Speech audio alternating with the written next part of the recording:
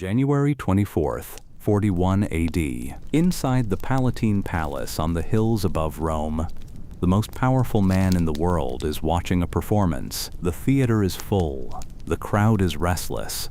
The emperor has spent the morning receiving foreign dignitaries, inspecting a line of young boys being trained for a theatrical role.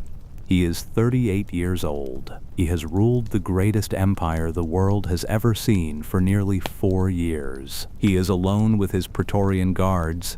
His wife and infant daughter are somewhere in the palace. He does not know that 3 men are walking toward him right now. He does not know that one of them has a list of grievances, humiliations, deaths, things that cannot be forgiven. He does not know that his own personal guards have been told to stand aside. He does not know that the conspiracy against him involves senators, former friends, members of his own household, and the very soldiers sworn to protect him with their lives. He has made too many enemies. He has killed too many people. He has gone too far. The emperor turns from the performance. He walks toward the private corridor that leads back to the palace, and the men are waiting for him there. The emperor, known as Caligula, the Little Boots, is dead.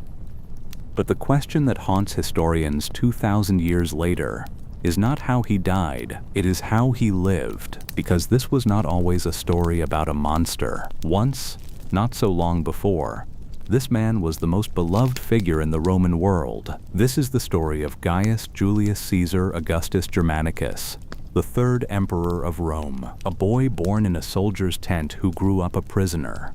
A young man who survived impossible odds to become the most celebrated emperor Rome had ever seen. And then the fever came, and something broke. This is the story of how absolute power, in the hands of a traumatized, brilliant, terrifying young man, became the most destructive force in the ancient world. This is the full story of Caligula. To understand Caligula, you have to understand where he came from.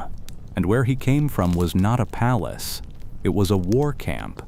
Gaius Julius Caesar Germanicus, that was his real name, was born on August 31st, 12 AD. Not in Rome, not in comfort, but in the military camps of the Rhine frontier, where his father, the great general Germanicus Julius Caesar, was fighting to extend Roman dominance into the wild forests of Germanic territory. His father, Germanicus, was one of the most extraordinary men in Roman history. Tall, brilliant, enormously popular with his troops, and heir apparent to the Emperor Tiberius, Germanicus was everything Rome wanted in a leader.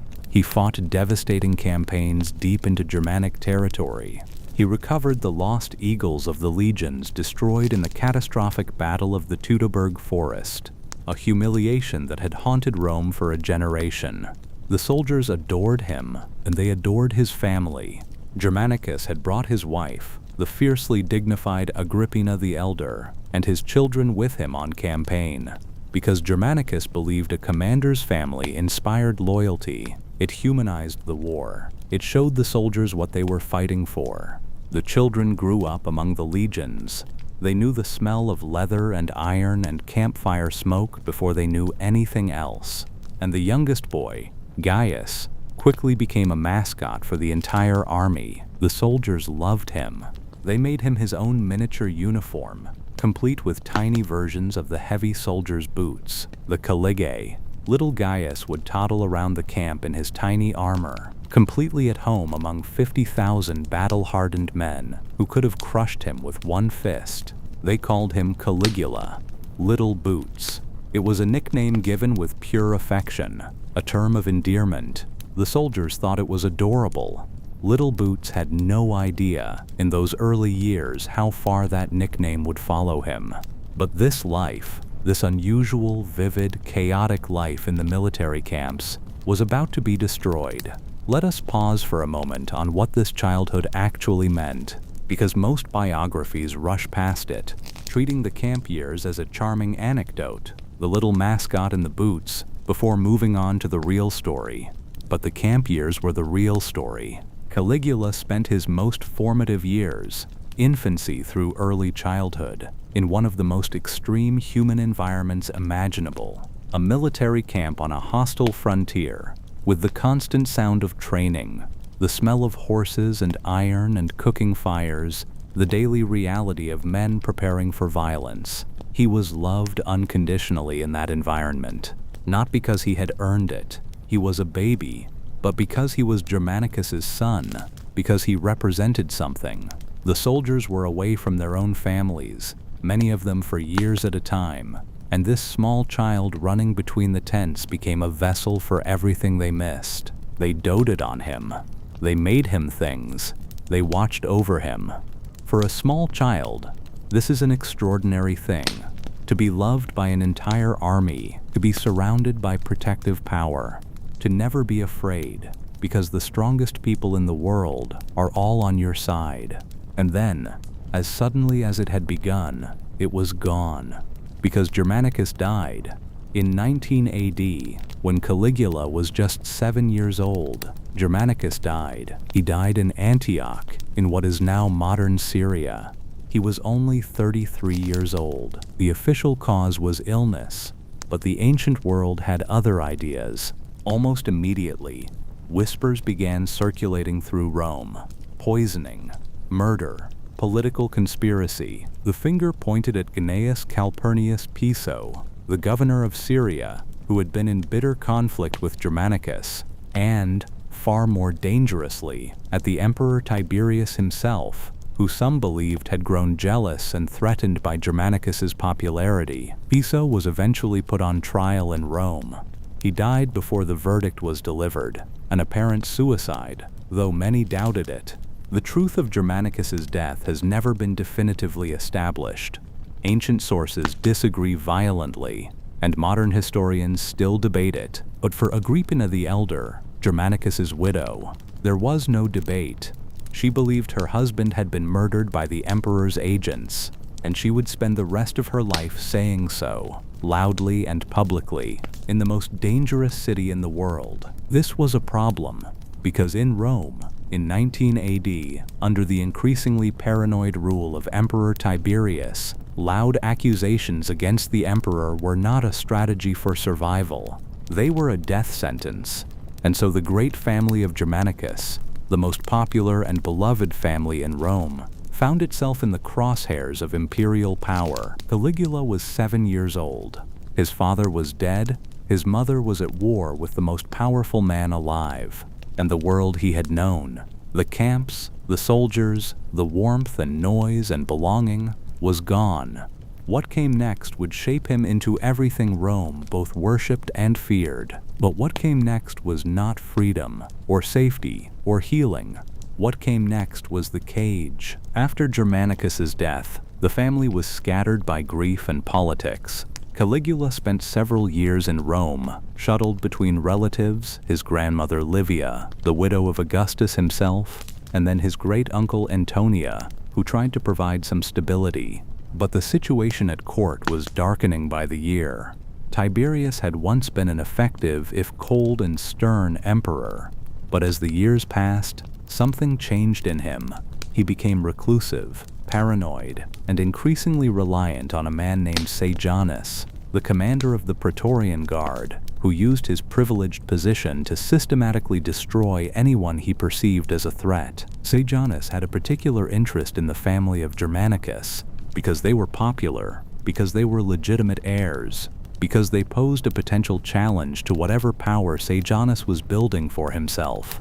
One by one, members of the family fell. Agrippina the Elder, Caligula's fierce, defiant mother, was arrested on charges of treason in 29 AD. She was exiled to the island of Pandataria, where she starved herself to death in 33 AD, reportedly after Tiberius had her eye put out during an interrogation. Caligula's two older brothers, Nero Julius Caesar and Drusus Julius Caesar, the heirs in line before him, were also destroyed, arrested, accused, imprisoned, and killed. One died in exile. The other starved to death in a dungeon, reportedly reduced to eating the stuffing from his mattress. The family that had once been Rome's greatest hope was being methodically exterminated. And Caligula, Little Boots, the camp mascot, the boy who had once laughed among legions, was watching all of it happen. He was watching it happen. and he could do nothing. Because by 31 AD, when Sejanus had been exposed and dramatically executed, Caligula had found himself in the strangest position imaginable. He had survived. In 31 AD, Tiberius summoned Caligula to his retreat on the island of Capri, where the old emperor had withdrawn from Rome years before, reportedly leaving the city to be run by Sejanus while he indulged himself in increasingly dark and strange activities that ancient writers described in graphic detail. Whether those accounts are accurate, exaggerated, or entirely invented is still debated. What is certain is that Capri was a gilded prison.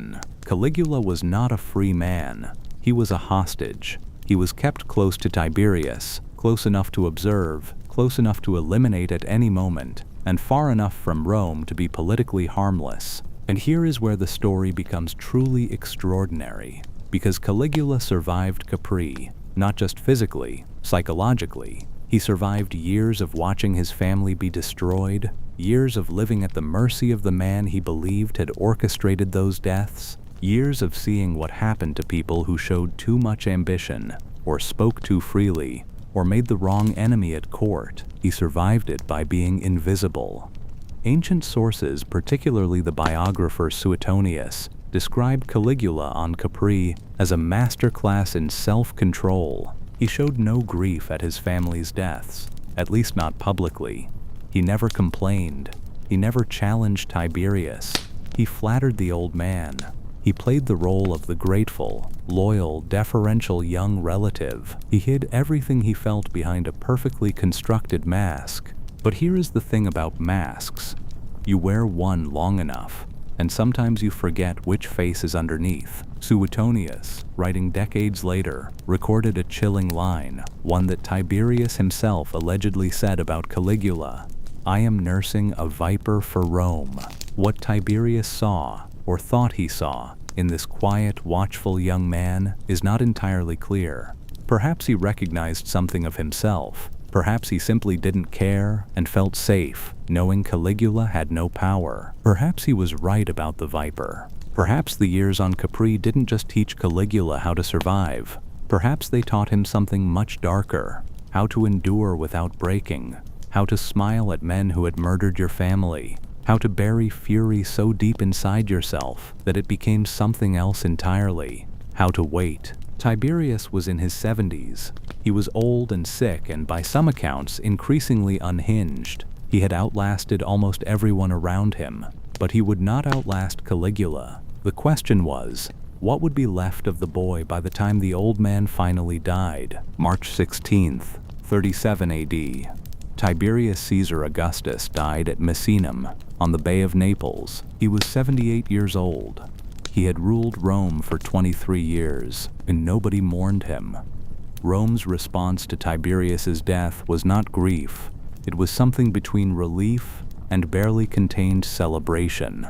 The old man had grown so paranoid and cruel in his final years, real or reported, that the city breathed out collectively, as if it had been holding its breath for a generation. And into this released tension stepped a young man, 24 years old, the last surviving son of the beloved Germanicus, the only legitimate male heir. Gaius Julius Caesar Augustus Germanicus rode the wave of Rome's relief like a man who had been waiting for exactly this moment, because he had been. 25 years of waiting, of surviving, of wearing the mask. And now the old man was dead, and the world was his. The Senate moved quickly. They had already been preparing. The Praetorian Guard, the imperial household troops, had their own interests in a smooth transition. A new emperor meant a donative, a payment, essentially a loyalty bonus, and they had already identified their man. On March 28th, 37 AD, just 12 days after Tiberius's death, the Senate confirmed Caligula as Emperor of Rome. The legal niceties were sorted out. Tiberius had left a will naming Caligula and his young cousin Gemellus as joint heirs. The Senate immediately declared the will void on the grounds of Tiberius's mental incapacity, a convenient judgment that simplified matters considerably and gave Caligula sole power. The new emperor made all the right moves. He sailed to the islands where his family had been exiled and personally retrieved the ashes of his mother Agrippina and his brothers. He brought them to Rome himself in a dramatic gesture of filial piety and gave them the full state funerals they had been denied.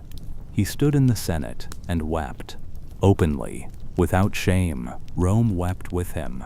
He abolished the treason laws that Tiberius had weaponized. He released political prisoners. He burned the files of informants, publicly declaring that he would never again allow the state to be used as a tool of personal vengeance.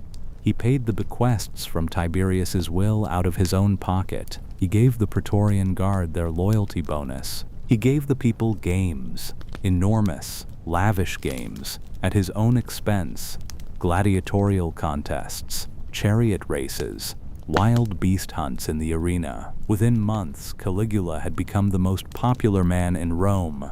Ancient sources, writing about this period, describe something close to mass adoration. People carved his name into altars. They sacrificed animals in the temples for his health.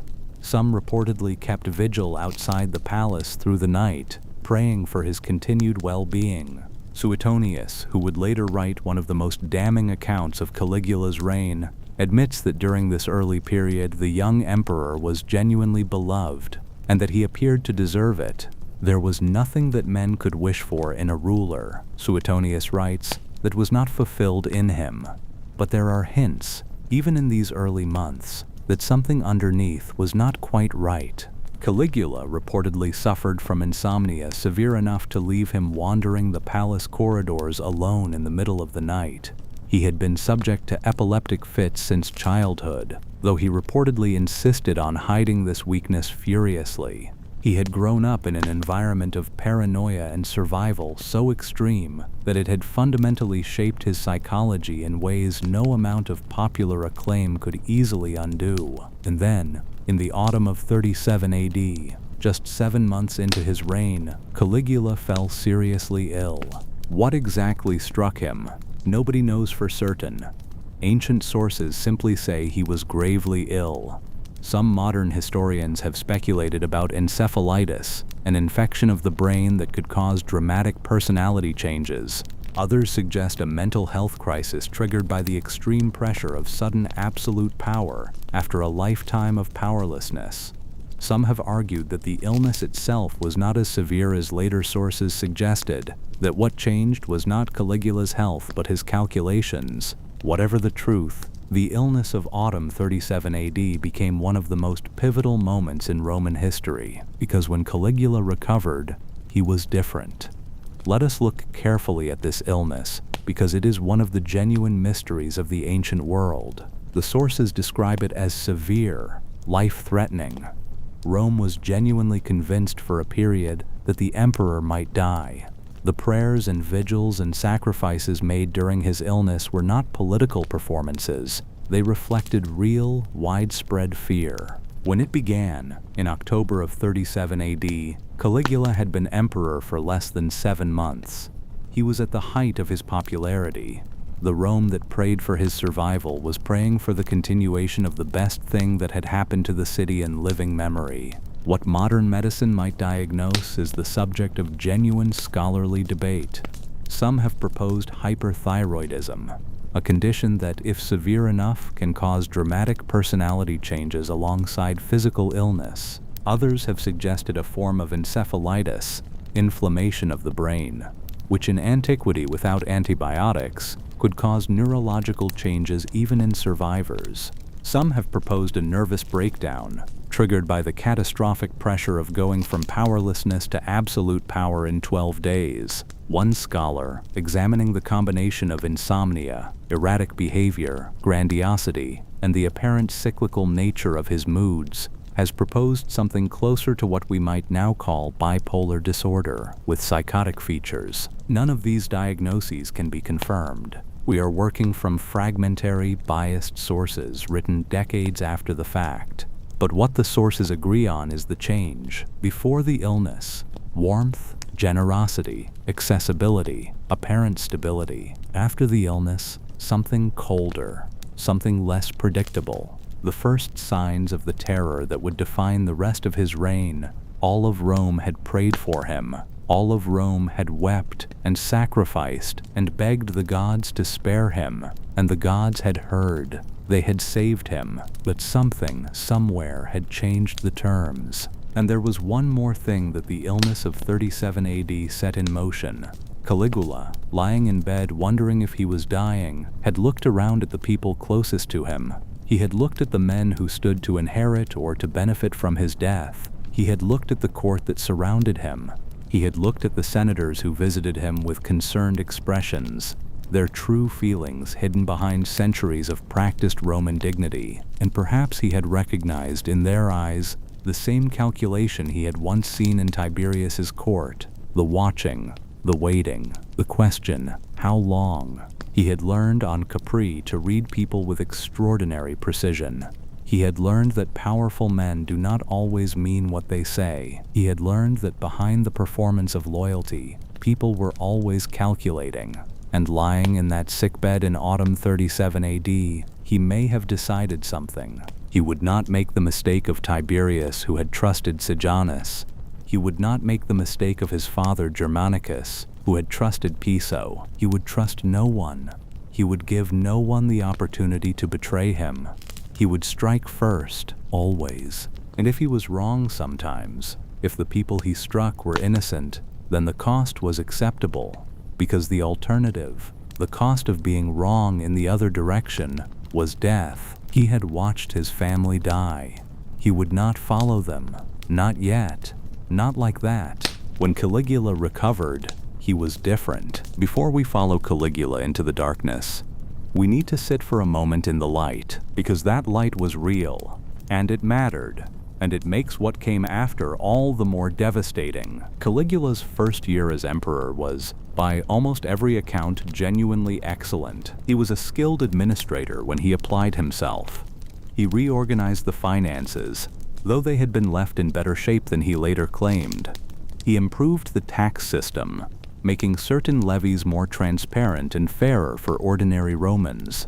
He launched an ambitious building program, new aqueducts for fresh water, harbor improvements at Ostia to ease the grain supply, the reconstruction of crumbling theaters and public monuments. He restored elections to the Roman people in a symbolic gesture toward democratic tradition, though the emperor's influence over outcomes remained overwhelming.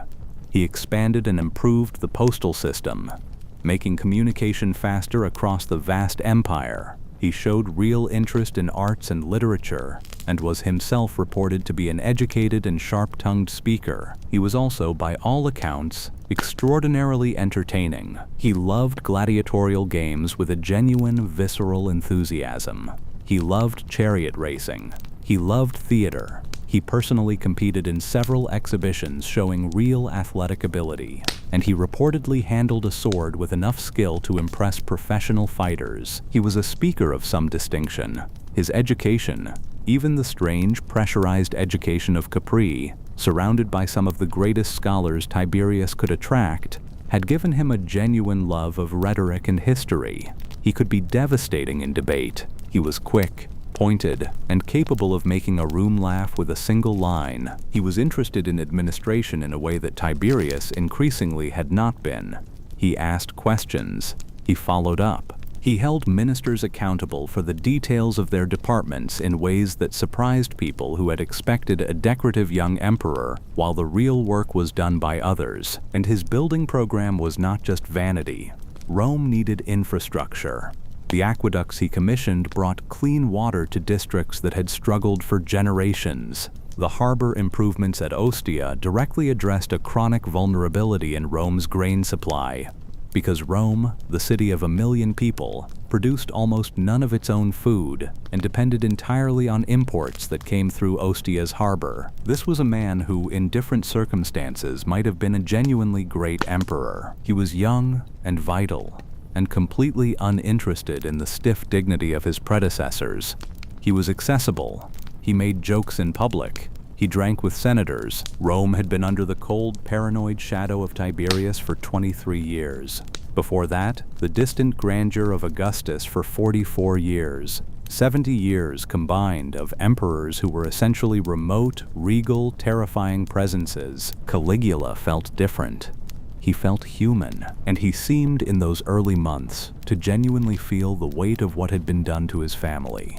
He mourned them publicly and without apparent performance. He treated the people who had suffered under Tiberius with visible empathy. He also made one decision in the early months that, in retrospect, would contribute directly to his unraveling. He elevated his sisters. He had 3 surviving sisters, Agrippina the Younger, Drusilla, and Livilla, and in an unusual and bold move, he gave them unprecedented honors.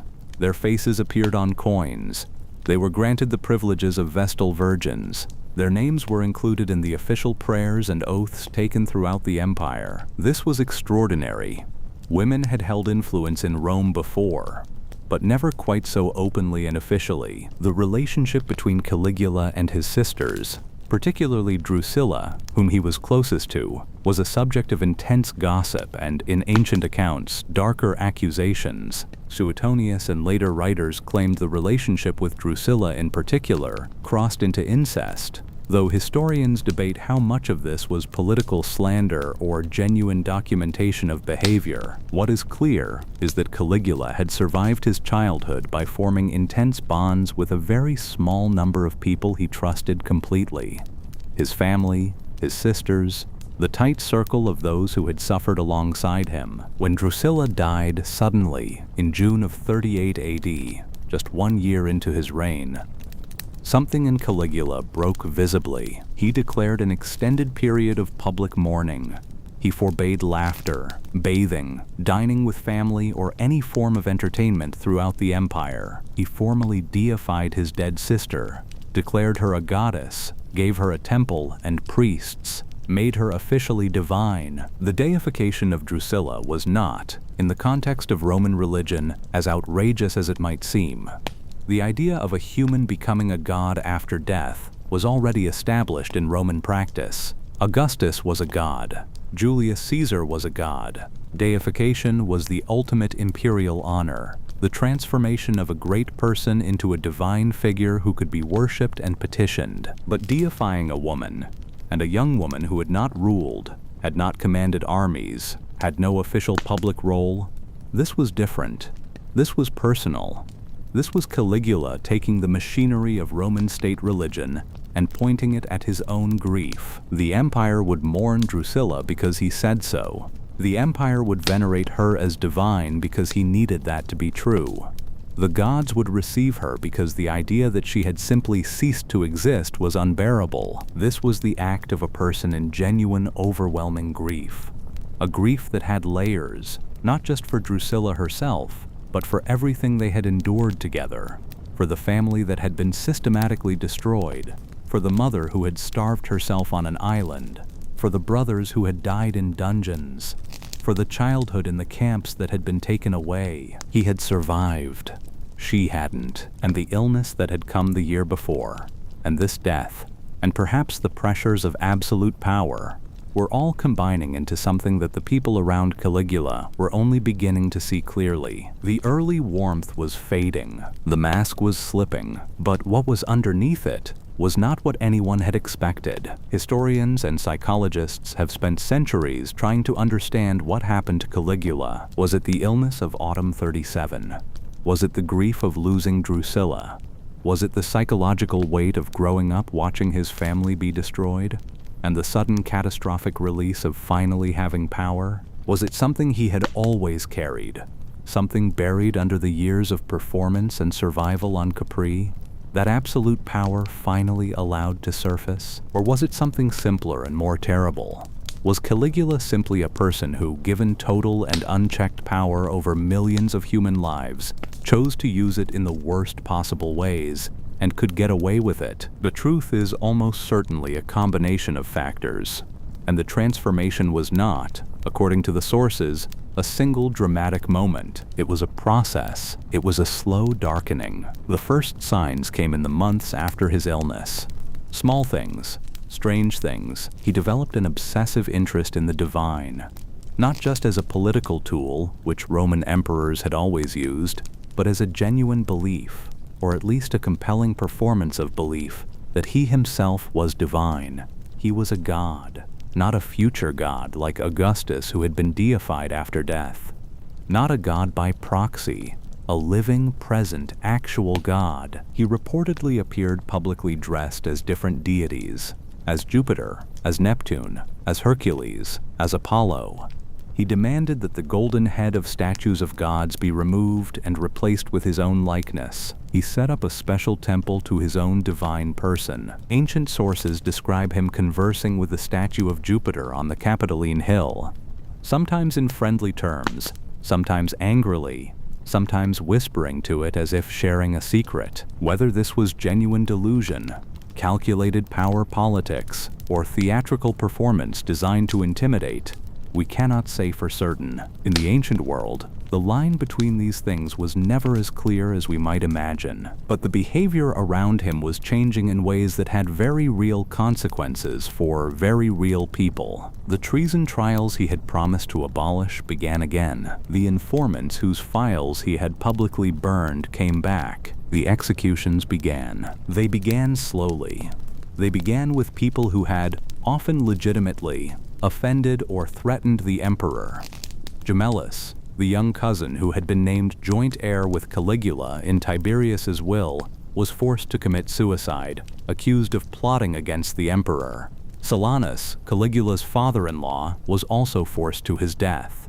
Macro, the Praetorian commander who had helped Caligula take power, was accused of ambition and driven to suicide. These were, in Roman terms, the brutal but not entirely unprecedented moves of a ruler consolidating power and eliminating potential rivals. But then the logic began to shift. The reasons became thinner.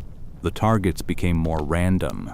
The cruelty became, in the accounts that survive, more deliberate, more creative, as if something in Caligula had stopped calculating consequences and started simply doing whatever came into his mind. He had, after all, absolute power. There was no one who could stop him, and he knew it. 25 years of captivity, not always literal, but always psychological. 25 years of watching every word, hiding every feeling, performing the correct expression for the correct audience, and now the door was open. Now there were no consequences. Now he could be whatever he wanted to be. And this is where the story takes its darkest turn, because what he wanted to be was not just powerful. What he wanted was something else, something that the mask had been hiding for a very long time. By 38 and 39 AD, the court of Caligula had become a place of profound and unpredictable danger. The thing about Caligula is that he was not mindlessly destructive. He was wickedly intelligent, sharp, witty, educated, and creative in his cruelty. He understood people's vulnerabilities. He had spent years studying the psychology of power while utterly powerless himself. Now he put that knowledge to use. He developed a pattern with the senators and aristocrats of Rome that drove them to a particular kind of desperate terror. He would invite a man to dinner, treat him as a friend, then in the middle of the meal, make a comment that could be interpreted as either a threat or a joke, and watch the man's face. Watch him try to figure out which it was, which interpretation was safe, whether to laugh or look grave or protest his loyalty. And Caligula would observe the panic underneath the performance and be entertained by it. He once reportedly burst out laughing during a feast, and when asked why, said, "Because with one nod of my head, I could have both your throats cut right now." He had a talent for humiliation that was almost architectural in its precision. He would make senators run alongside his litter for miles. He would force Roman nobles to serve as his personal waiters at banquets. He would order men to appear in public in degrading costumes, or perform ridiculous tasks, or prostrate themselves before him in ways that would have been unthinkable just 2 years before. And then he would give them honors and gifts afterwards, as if nothing had happened. The unpredictability was the point. There is a psychological concept that fits this behavior with uncomfortable precision. When you cannot predict what triggers punishment, you cannot develop safe behaviors. Every action becomes dangerous. Every inaction becomes dangerous. You lose the ability to calculate risk because the rules keep changing. the anxiety becomes constant and total. This is not an accident. The unpredictability of Caligula's behavior may have been, in part, a deeply learned strategy from his years under Tiberius. He had lived it himself. He had felt what it was to never know if today was safe or dangerous, if the emperor was in a good mood or a lethal one, if the joke he had just laughed at was going to be used against him later. He had felt it, and now he was deploying it. Whether consciously or not, Caligula had understood something fundamental about power in a totalitarian environment. The cruelest thing you can do to people is not hurt them, it's make them unable to protect themselves from the possibility of hurt. Because if you knew the rules, you could follow them. You could be safe. You could navigate. But if there were no rules, if the emperor's favor and fury were equally unpredictable, if a man could be praised and executed in the same afternoon, then there was no safe behavior, no way to protect yourself, no harbor to sail into. Everyone was always at risk. Everyone was always performing for an audience of one, and that one person held all the power. The ancient sources, Suetonius, Cassius Dio, Philo of Alexandria, Seneca, describe a range of atrocities from this period. Many of these accounts are contested by modern historians, who point out that most of our sources were written decades after Caligula's death, by authors with their own political agendas, and that the tradition of blackening the memory of bad emperors was a well-established Roman literary genre. But certain patterns emerge consistently enough across multiple sources to suggest some genuine truth. The executions became more frequent, and the justifications thinner. Caligula reportedly took an interest in attending them personally. He would sometimes have prisoners tortured slowly, reportedly because he preferred that men suffer what they felt was the fear of death rather than death itself. He had family members executed. He had members of his own household executed. Senators who were too popular, too wealthy, too ambitious, or who simply had the misfortune of attracting his attention at the wrong moment. He reportedly used the estates and wealth of those he had killed to fund his games and building projects, creating a financial incentive structure around murder that was both deeply cynical and brutally efficient. He forced wealthy men to include him in their wills, and then had them killed so that the inheritance could be collected. And then there was the Senate. The relationship between Caligula and the Roman Senate was one of the most fascinating and corrosive dynamics of his reign. The Senate represented the old republican traditions of Rome, the fiction, at least, of shared governance. Every emperor navigated this relationship differently. Augustus had been careful and respectful. Tiberius had grown contemptuous. Caligula went further than either. He despised them, not politically, personally. He called senators "my slaves." He reportedly told them that he could do whatever he wanted with them, whenever he wanted. He would reportedly enter the Senate chamber in ostentatious divine costume, as if the entire institution was a theater performance for his benefit. Once, in a moment that became legendary, he reportedly announced his intention to make his horse Incitatus, his beloved charger, a consul, a sitting member of Rome's highest governing body. Whether he actually ever did this, or was planning to, or was simply saying it to watch the senators' faces, historians disagree.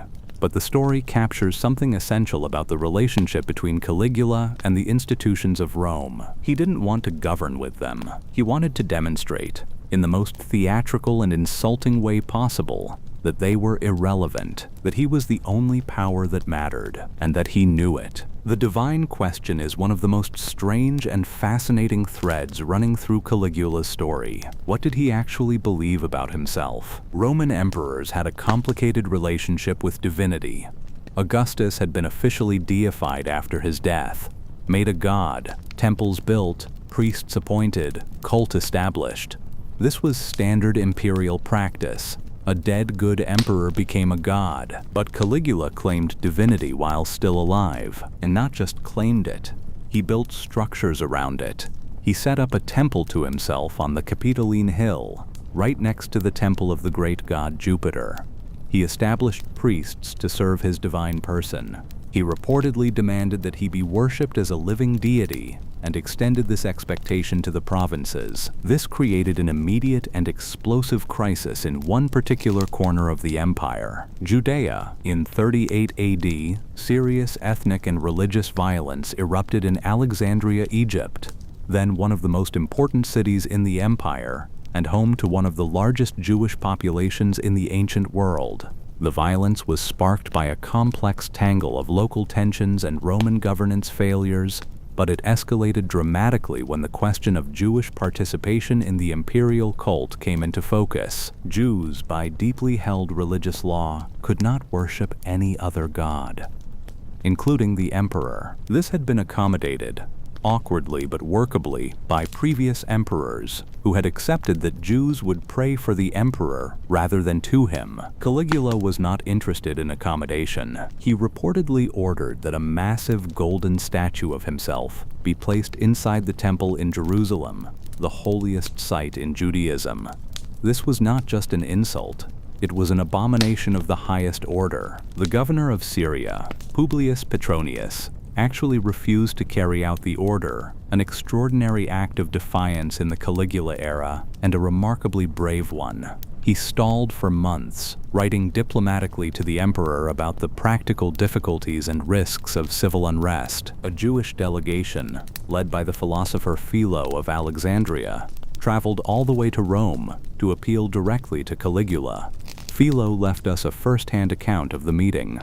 He describes an emperor who was not even slightly interested in their arguments, who received them while striding through a palace under construction, commenting on architectural details, looking at decorations, barely acknowledging the desperate men trying to save their sacred city from desecration. He was not cruel to them in that meeting. He was something worse. He was indifferent. The crisis was ultimately resolved not by diplomacy but by death. Caligula was assassinated before the statue order was ever fully implemented. The temple was saved, but the episode reveals something important about Caligula's governance style that goes beyond cruelty. He didn't just want power, he wanted acknowledgement. He wanted the world to reflect back to him that he was what he believed himself to be, a god. But here is the question that haunts this part of the story. Did he actually believe it, or was it something else? A performance so total, so consuming, that the performer had disappeared inside it. A protective fiction, a power strategy that had metastasized beyond its original purpose. Or was it the most authentic expression of something that had been forming in him since the years on Capri? The conviction that he was exempt from ordinary human rules, ordinary human consequences, ordinary human connection. We cannot know. What we know is that the people around him had to treat it as real, because treating it as anything else could get you killed. In the spring of 39 AD, Caligula did something so enormous, so bizarre, and so expensive that ancient writers could barely find language for it. He built a bridge across the Bay of Naples, not a permanent bridge, not for any strategic or commercial purpose, not to connect two significant points, a temporary bridge of boats, stretching 2 miles across open water, covered in stone and earth and layered with soil so that trees and plants could be planted along it, making it feel like a road through a garden floating on the sea. And then Caligula rode across it. He rode back and forth across this 2-mile floating road for 2 days, dressed in the breastplate of Alexander the Great, reportedly acquired from his tomb in Alexandria, wearing a crown of oak leaves and a purple robe. He gave speeches, he drank. His court performed military exercises on the floating surface. He reportedly threw men into the sea and then had them beaten back when they tried to swim to the boats. Why? According to ancient sources, an astrologer had once told the Emperor Tiberius that his young great-nephew Caligula had no more chance of becoming emperor than of riding a horse across the Bay of Baiae. So Caligula rode across the Bay of Baiae on a horse. This anecdote, whether entirely accurate or somewhat embellished, captures something essential about how Caligula thought. He was not just performing, he was rewriting the rules of reality. He was proving over and over to the world and to himself that there was no limit, that nothing was impossible for him, that the normal laws of human existence, the laws that had imprisoned him on Capri, that had destroyed his family, that had governed every moment of his childhood simply did not apply. He would ride across the sea if he wanted to, and he did. The games Caligula organized were not just entertainment, they were political theater of the highest order. He loved the Circus Maximus with a genuine passion that seemed, unlike so many other things about him, entirely authentic. He particularly loved the Green faction, one of the 4 chariot racing teams that divided Roman fandom the way modern football clubs do today. He spent enormous sums subsidizing the Greens. He reportedly slept in the stables with the horses to reduce disturbances before race day. And then there was Incitus. Incitus was Caligula's favorite horse, and Caligula apparently saw no reason why his favorite horse should not live better than any man in Rome. Ancient sources describe Incitatus's stable as palatial. Marble floors, ivory feeding troughs, furniture. The horse reportedly had its own house and servants. Dinner guests were invited in the horse's name. Suetonius claims Caligula had actually made Incitatus a priest and was planning to make him a consul, Rome's highest elected office. Again, historians debate the literal truth of this, but the story served a purpose. Whether it was true or an exaggeration or an invention of hostile ancient writers, it said something about the relationship between Caligula and Roman institutions. He wanted the Senate to understand that they were less important to him than his horse. He succeeded, but the games and the spectacles had a cost. A very real, very concrete cost. Caligula was spending money at an almost incomprehensible rate. Suetonius claims that he went through the entire treasury accumulated by Tiberius, reportedly 2.7 billion sesterces, in less than a year. Whether that specific number is accurate, what's clear is that the financial situation of the early reign was rapidly becoming catastrophic. The games, the building projects, the donatives to the Praetorian Guard, the lavish parties, the personal expenditures, it was all hemorrhaging the treasury, and when the money started running out, Caligula found new ways to get it. None of them were good. The financial crisis was not just a practical problem. It was about to become the engine of something much more terrible. In 39 AD, Caligula announced that he would do what Julius Caesar had begun, and what no emperor since had achieved. He would conquer Britain. The announcement was electrifying. Britain was the great unfinished project of Roman imperialism. Julius Caesar had crossed the Channel twice, in 55 and 54 BC, but had never stayed. The island had remained tantalizingly unconquered for nearly a century. An emperor who conquered Britain would cover himself in glory. Caligula assembled an enormous force. Multiple legions were marched north through Gaul. A vast logistics operation was undertaken. The army arrived on the Channel coast in late 39 AD. An army of tens of thousands of soldiers, one of the largest military forces ever assembled. And then Caligula walked to the edge of the sea and ordered his men to collect seashells. He reportedly called the shells spoils of war from his conquest of the ocean god Neptune. He had them loaded into carts to be transported back to Rome as trophies. He even reportedly ordered that the lighthouse at Boulogne, which he had constructed, be illuminated as if in celebration of a great triumph. Then he went home. There was no invasion. This episode has been interpreted in many ways. The ancient sources present it as pure madness, pure comedy, the lunatic emperor going to war against the sea itself. Modern historians have offered more nuanced readings. Some suggest Caligula was trying to provoke a mutiny, testing his commander's loyalty. Others suggest there was a political crisis in the army that the shell-collecting story was used to cover up. Still others argue that there may have been a genuine plan for the invasion that collapsed at the last moment due to logistical or military intelligence failures. What we know is that several senior officers involved in this campaign were later executed. Among them was Gnaeus Lentulus Gaetulicus, the commander of the Rhine legions, who was killed during this period, officially accused of conspiracy. His death came abruptly. There may well have been a genuine plot against the emperor among the military commanders in Germany, and what we interpret as madness may have been the aftermath of Caligula brutally crushing it. But if so, His methods of asserting control were so bizarre and humiliating that they destroyed the army's morale anyway. He also held a triumph in Rome for his conquest of Britain, complete with the shell trophies and Germanic prisoners who were reportedly coached to pretend they were British. He forced senators and others who had not actually fought any battles to march in his triumphal procession. The Senate watched in silence, their faces careful. As always, inside, something had shifted. The patience that fear requires has limits, and those limits were getting closer. The financial situation by 40 AD was critical. The money was gone. The treasury that Tiberius had carefully hoarded, whether you accept the ancient figures or not, had been dramatically reduced by Caligula's spending, and the emperor needed more. What followed was a creative, cynical, and devastating reorientation of Roman economic life. Caligula introduced new taxes. He taxed prostitution, the income from it, not the activity itself. He taxed the income of porters. He taxed food sold in taverns. He taxed legal cases.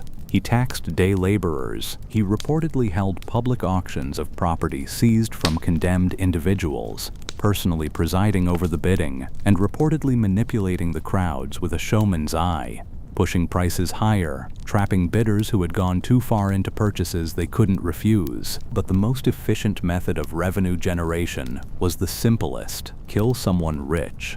Inherit their estate. This is not a metaphor or an exaggeration.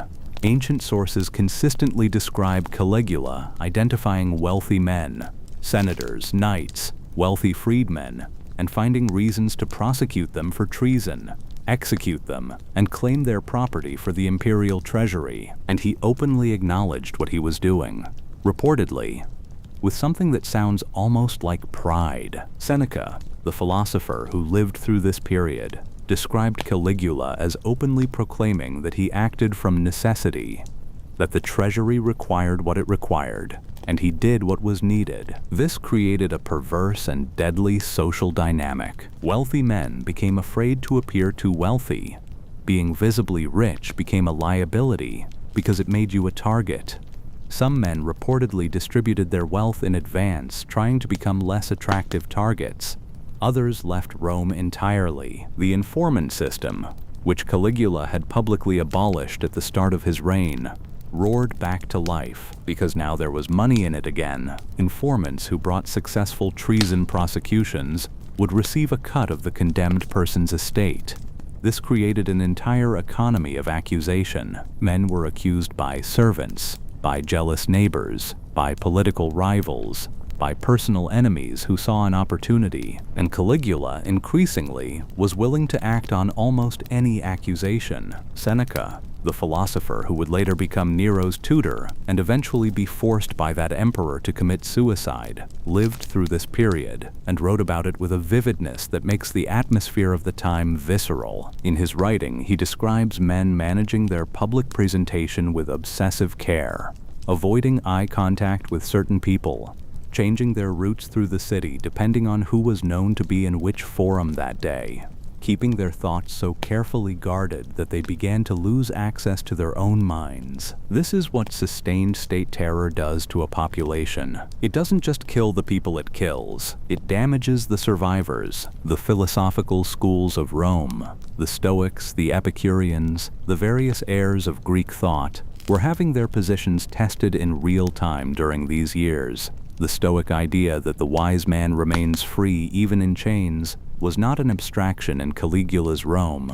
It was a survival strategy. Stoicism taught that the only true freedom was interior, that no external power could touch the sovereignty of your own reason, your own judgment, your own inner life, that you could be imprisoned, tortured, killed, and remain, in the only sense that mattered, free. This is why Seneca wrote. This is why other philosophers wrote. Not despite the terror, but because of it. The violence around them made the question of how to live, how to maintain dignity and inner freedom in impossible circumstances, not an academic exercise but a practical emergency. The intellectual life of Rome under Caligula was, in a strange way, one of the most vigorous periods of Roman philosophy.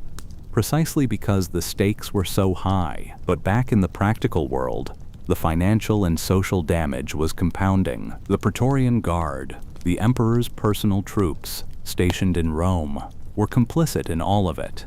They carried out the arrests, they escorted the condemned, they benefited from the donatives and the rewards. But even they had limits, even they had pride, and Caligula had a talent for humiliating even the people whose cooperation he needed. You could not be too successful. You could not be too popular. You could not be too close to the emperor, because his circle was dangerous, and you could not be too far away, because distance was suspicious. You could not speak too freely. You could not be seen to agree with the wrong person. You could not own something beautiful that the emperor might want, and you could not protest, because protest was treason, because the emperor was a god, and gods do not accept criticism from mortals. In particular, there was a tribune of the Praetorian Guard named Cassius Chaerea. He was a veteran soldier, brave, apparently, a man of dignity, and Caligula mocked him, repeatedly, publicly. He gave Cassius Chaerea degrading watchwords to use, words that implied effeminacy, that made the other soldiers snicker when they heard them. He imitated Chaerea's voice in public. He made the tribune an object of court entertainment. Why? Perhaps because Chaerea had once, as a younger soldier, participated in putting down a mutiny, and Caligula remembered, or half-remembered, some aspect of this from the stories of his father's campaigns. Perhaps simply because Chaerea showed dignity that Caligula found threatening. Whatever the reason, the humiliation was consistent and deliberate. Cassius Chaerea had killed men in battle, had served Rome his entire life, had stood through things that would break most people. But men have breaking points, and the tribune was getting very close to his. He was not alone. The women in Caligula's life are one of the most striking and underexplored threads in this story. His sisters had been elevated to unprecedented prominence at the start of his reign, their names on coins, their honors equivalent to the most sacred Roman women. But as the reign darkened, their position became increasingly precarious. In 39 AD, after the German campaign, Caligula accused two of his surviving sisters, Agrippina the Younger and Livilla, of plotting against him. Drusilla, his most beloved sister, had died the previous year, and in the aftermath of her death, something seems to have shifted in his relationships with the remaining two. Whether the accusations of conspiracy were genuine, paranoid, or manufactured, the result was the same. Both sisters were exiled to the tiny Pontine Islands, echoing with bitter irony the exile of their mother Agrippina the Elder under Tiberius. Agrippina the Younger was remarkable.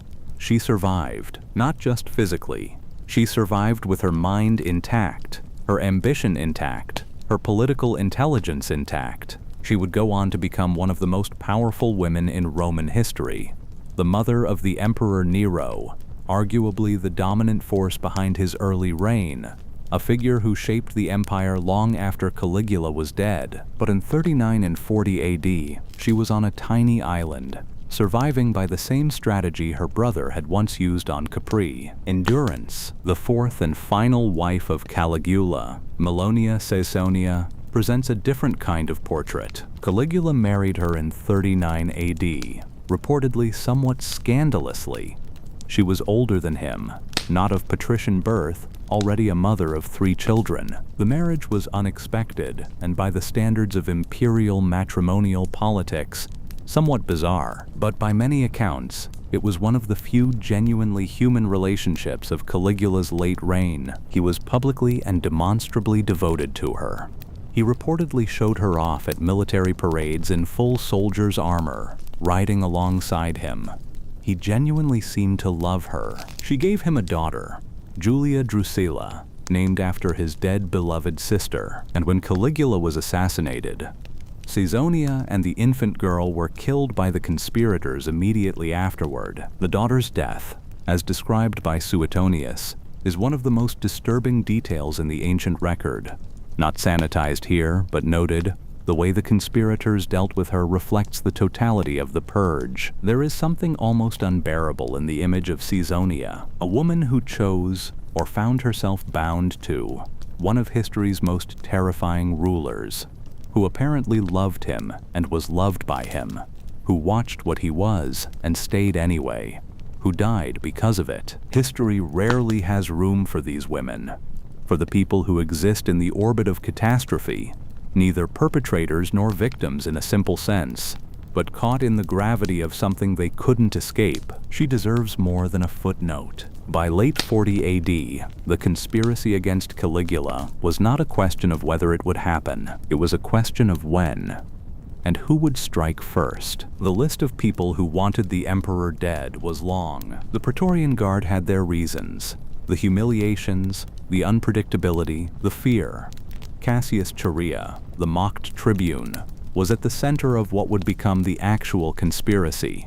His colleague Marcus Annius Vinicianus was also deeply involved. The Senate had their reasons: the executions, the expropriation of estates, the degradation of their dignity and institution, the constant terror of arbitrary death. Some senators appear to have been involved in or aware of the conspiracy. There are suggestions in the sources that some hope to use the assassination as an opportunity to restore the Republic, to abolish the imperial system entirely and return Rome to senatorial government. This was an extraordinarily ambitious and, as it turned out, entirely unrealistic hope. The Praetorian Guard wanted an emperor. They just wanted a better one. The conspiracy coalesced around a plan that required one critical thing: access. Caligula was well guarded in public, but there were moments, passages between the palace complex and the theater, the relatively private corridors used during festivals, when access was possible. The Palatine Games were approaching in January of 41 AD. On January 24th, during the festivities of the Palatine Games, Caligula would be moving between the theater and the palace through a covered passageway. The conspirators knew this. They knew the guard would be thinned. They knew the route. They knew the timing. But the conspiracy required something beyond timing and logistics. It required nerve, because these were men who had watched what happened to everyone who had moved against the emperor.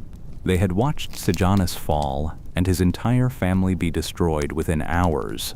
They had watched ambitious senators brought down with terrifying speed. They had watched the Praetorian Guard itself execute men on the emperor's command without hesitation or delay. To move against Caligula required accepting that if it failed, if any detail went wrong, if any member of the conspiracy lost their nerve, or talked in their sleep, or was seen meeting with the others, they were dead. Not just dead. Their families were dead. Their estates were forfeit. Their names were erased. And yet they moved forward, because the alternative, continuing indefinitely in a Rome where no one was safe, where wealth was a death sentence, where the emperor might decide any morning to make sport of your life, had become impossible. There is a threshold that human beings reach under sustained terror, when the fear of acting becomes less than the fear of not acting. The conspiracy becomes inevitable. They had all crossed that threshold. Ancient sources record strange details from the days just before the assassination. Caligula had apparently been disturbed in the night by strange sounds and visions. He had reportedly been unusually reflective, making odd comments about mortality, about the nature of fate. He had spoken, according to one account, of his own death with a strange detachment, as if it were an abstract subject, not a personal one. Whether these are genuine memories passed down, or the literary convention of presenting doomed great men as somehow sensing their end, we cannot know. But the day came, and the men were in position. What they didn't know, couldn't know, was whether Caligula had somehow learned of the plot, and this uncertainty made January 24th not just dangerous, but almost unbearably tense, because if Caligula knew, then the men moving toward him would be the ones dying in that corridor. The morning of January 24th began normally. Caligula attended the games and a theatrical performance. He spoke with guests. He was in good spirits, according to some accounts. He had been in the sun and had perhaps eaten more than was comfortable. Some sources mention that he was considering whether to retire for the day. At midday, or sometime in the afternoon, Caligula decided to leave the theater and walk through the covered walkway that connected back to the palace. Some of his companions tried to follow. The accounts differ on what exactly happened in the moments before. Who was present? Who was sent away? Which guards were standing at which positions? What we know is this: in the covered walkway of the Palatine Games complex, Cassius Chaerea and his colleagues intercepted the Emperor of Rome. Chaerea struck first. He drove his blade into the emperor's shoulder or neck. Accounts differ, and the other conspirators joined in. Ancient sources say Caligula didn't fall immediately. He reportedly cried out, tried to resist, tried to run. The conspirators followed. He received 30 separate wounds. 30. Caligula, the third emperor of Rome, was dead at the age of 28. He had ruled for 3 years, 10 months, and 8 days. The Senate moved quickly.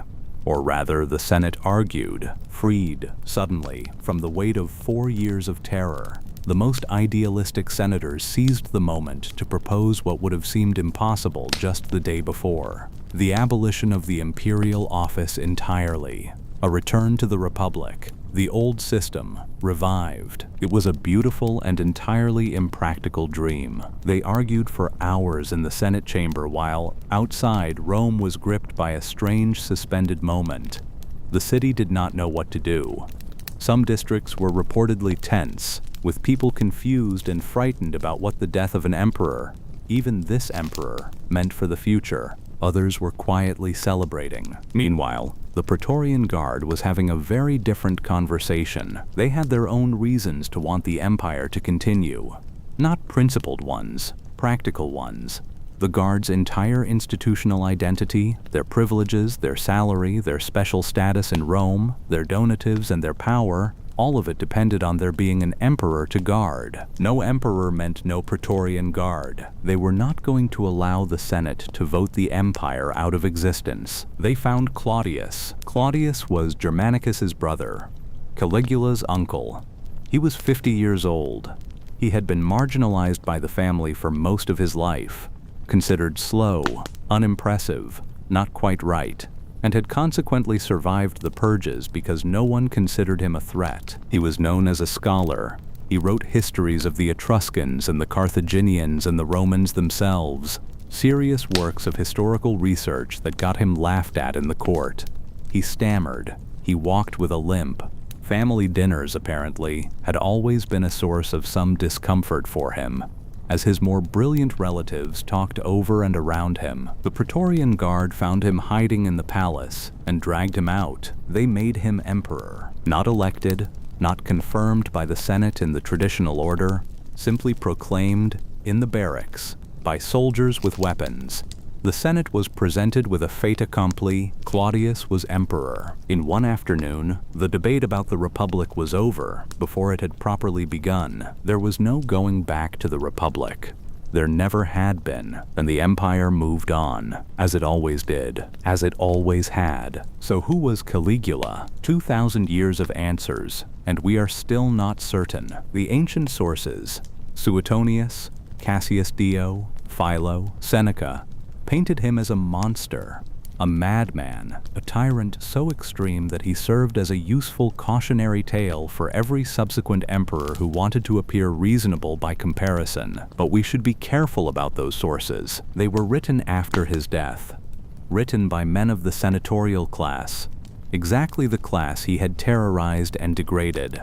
Written in a tradition that had very specific literary conventions for describing bad emperors. The tradition of damnatio memoria, the official condemnation of memory, the erasure of an emperor's name from records and his face from statues, had been applied to Caligula. His images were destroyed. His inscriptions were removed. The official history was controlled by people who had every reason to make him as monstrous as possible. This doesn't mean he wasn't a dangerous and cruel ruler.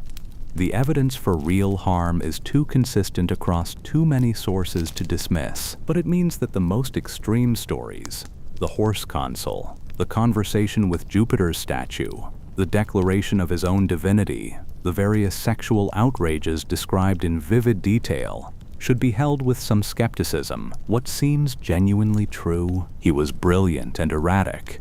He was politically creative and financially reckless. He was capable of genuine human connection.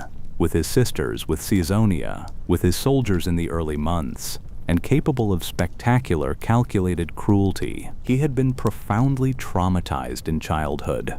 He had survived by learning to hide and endure and perform.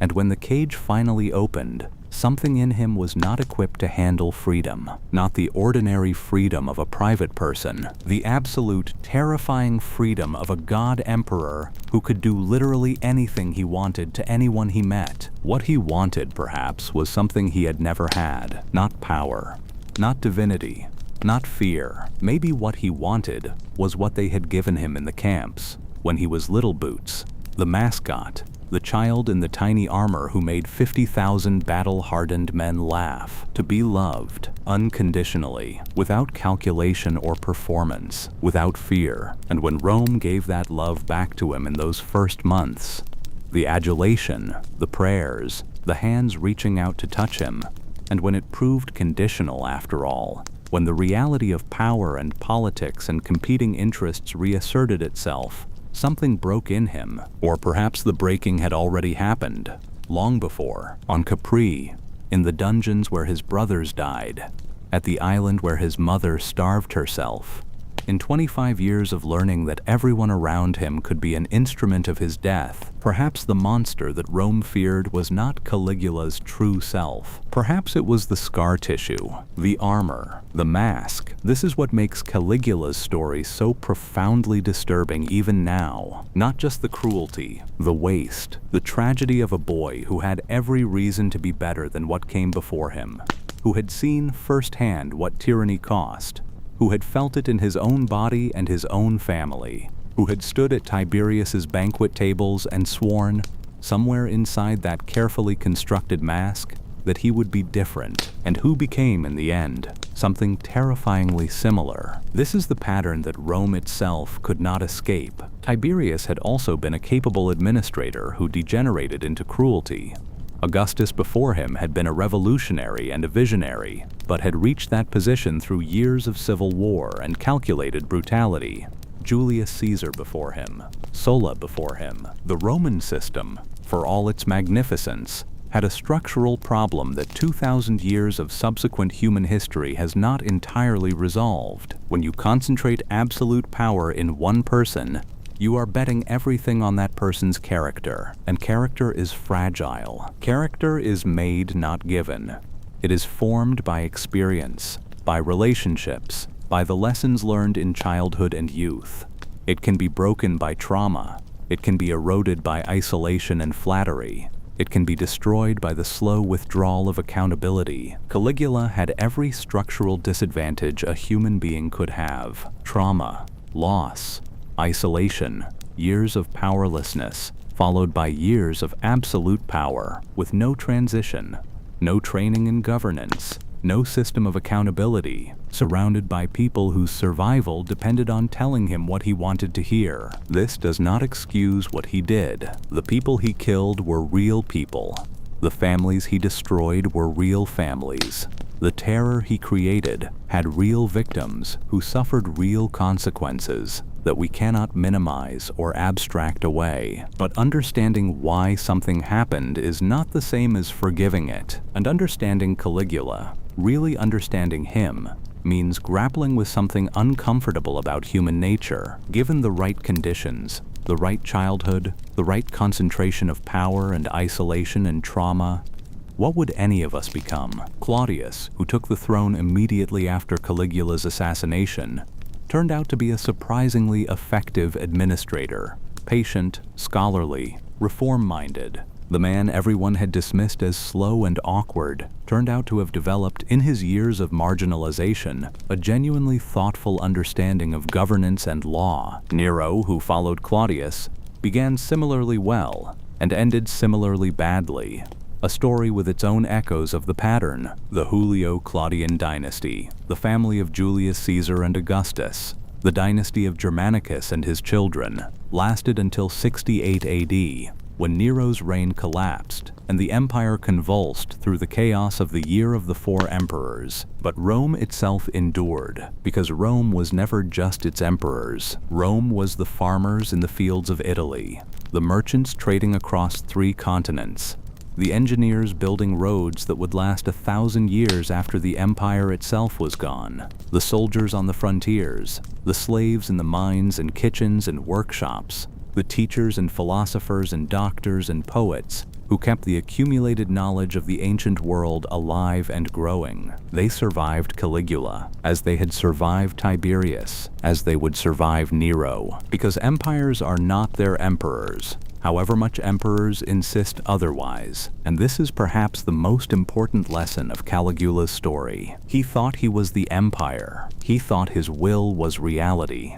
that his word was law, and his law was nature, and his nature was divine. And he was wrong. He was a man, a wounded, brilliant, terrifying, pitiful man, with 3 years of power and a death in a corridor and 30 wounds and no monument that lasted. The roads lasted, the aqueducts lasted, the law lasted, the language, Latin, the language of Caligula's speeches and edicts and screams, evolved into French and Spanish and Italian and Portuguese and Romanian, and is still alive in the mouths of hundreds of millions of people who have never heard his name. He is gone. Rome is still here. The little boots walked among the soldiers once, laughing, and the soldiers loved him. And he grew up, and the world never quite recovered from what he became.